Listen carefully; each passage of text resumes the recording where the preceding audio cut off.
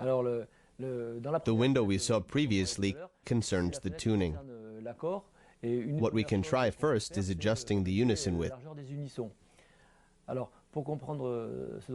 To understand it well, we must keep in mind that in a piano, there are 3 strings per note. These 3 strings are tuned nearly to the same frequency.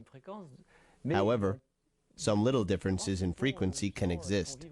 They introduce a modulation and make the sound vivid. In Pianoteq, the user is able to change the unison width.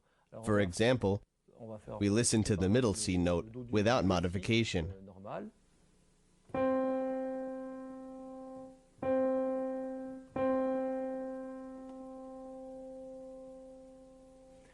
This is the middle C with the normal tuning. Now I'll slightly increase the unison width.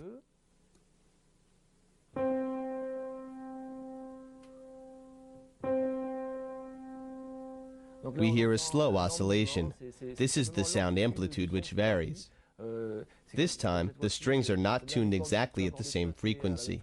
Sometimes they vibrate in phase, and sometimes in opposite phase. So sometimes the sound is reinforced, and sometimes it cancelled. That gives the feeling of a slow variation. Here, we have a slightly detuned piano. In some bars or restaurants, the piano tuner doesn't come regularly, and the piano has a kind of saloon piano or honky-tonky sound. So if you want to render this ambiance, you just have to detune a bit more. Here we obtain a perfectly detuned piano. Congratulations to the professional piano detuner. There is, however, no obligation to use this feature for extreme situations like these. We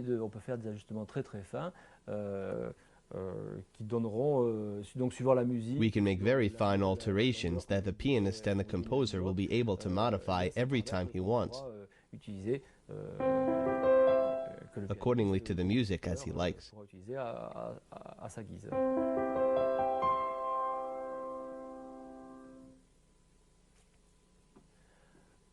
So we now leave the tuning section. As we see, each section has a little window. We close the section. Now, I reset all the parameters to default.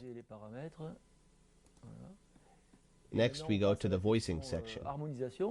The voicing parameters allows to control the piano timbre. Especially, do we want a bright sound or a softer sound? For example, let's play a Chopin waltz. The piano sounds a bit bright, but if you want to make it softer, you can decrease the hardness of the hammers, getting a softer hammer covering. That will give us a smoother sound. I exaggerate a little bit to show you the difference.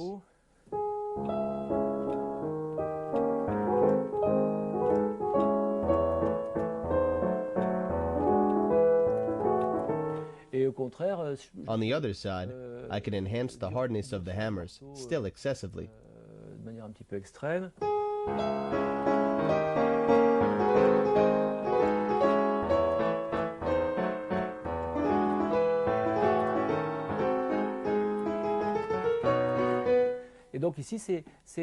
These tools are the kind of controls that a piano tuner has access to with a real instrument. Actually, we can go further in the setting possibilities. We can reach extreme values, unattainable with a real acoustic piano. Still in the voicing section is a little graphic which represents the overtones. Here, it allows to customize the first 8 overtones, each one separately.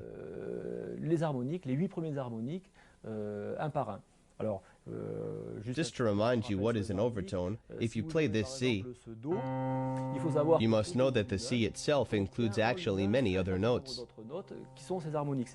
Indeed, this C is a complex sound which consists of this C, but also the upper octave C, the second overtone, the G, third overtone, the C of the next octave, fourth overtone, fifth, sixth, seventh, and eighth overtone. These are the first 8 overtones of each note.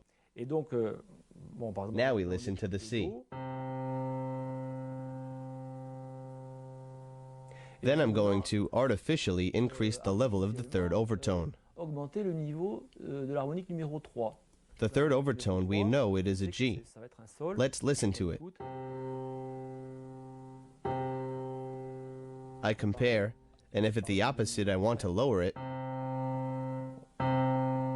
you've just heard it with the value set to 0, and now to the maximum.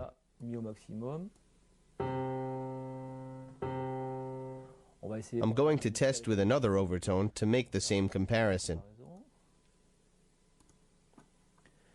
So this time I choose to reinforce the seventh overtone. One tells that piano manufacturers always tried to avoid a loud seventh overtone. One considers it an unpleasant dissonance. This is why piano makers try to lower it and make it less present. We come back with the middle C. If I decrease the seventh overtone,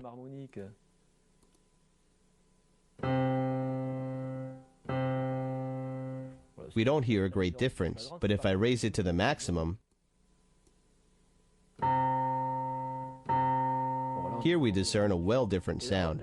This overtone has been raised for this note, but also for each note of the keyboard. Let's listen to this. We have a new instrument. If you want to come back to the normal sound,